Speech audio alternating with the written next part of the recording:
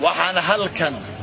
aan rabaa fursaddan qaaliga inaan uga faa'iidaysto in aan cambaareeyo si xun weliba aan u cambaareeyo arrinkii dhacdadii foosha xumayd gabadheennii waa gabadhaydii waa gabadhaadii idaylkeen waa gabadheennii gabadhii da'da yareedii aan qaangaarin caaisha allaha u naxariistee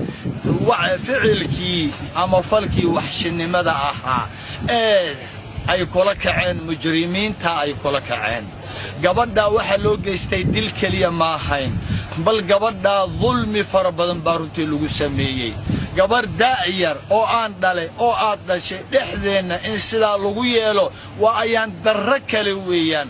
markaa falka loo geystay waa zino waa dil waa argagixis waa maaragtaayay dee iyadiioo jirkeedii lagu ciyaaray indhihii laga saaray la dooxay wax walboo xun baa loo geystay falkaa waa fal ilaahay ka carooda bal wallaahi waa fal samadu iyo dhulku ay la ooyaan waa fal samadu ay la dildillaacdo waa fal haddaynan si dhaqsa leh arrinkaa u xallinin mujrimiinta qabiil ma lehe aan la soo wada qaban dhan looga wada jaysanin wallaahi waa fal ilaahay inugu cadaabayo waa fal amnigeennii aynu ku waayeyno ilaahay baa dhahaya subxaanah aladiina aamanuu walam yalbisuu iimaanahum bidulmin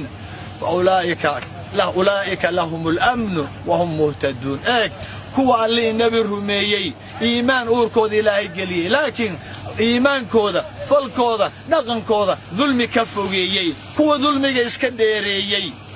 kuwaas ayaa waxa oo dulmiga fogeeyey oo daalimkiina qabtay madluumkiina u gargaaray kuwa ayaa ilaahay wuxuu siinayaa amni iyo ammaan ayuu siinayaa laakiin haddii qabiil uu yeesho qabiil hadduu yeesho waxaan hubaa qabiilkaa ilaahay inuu idaylkood wallaahi uu maaragtaay amniga ka qaadayo bal inay mujrimiin wada noqonayaan bal inuu ilaahay cadaabayo haddii ninkaa ama dhallinyarada haddii lagu garab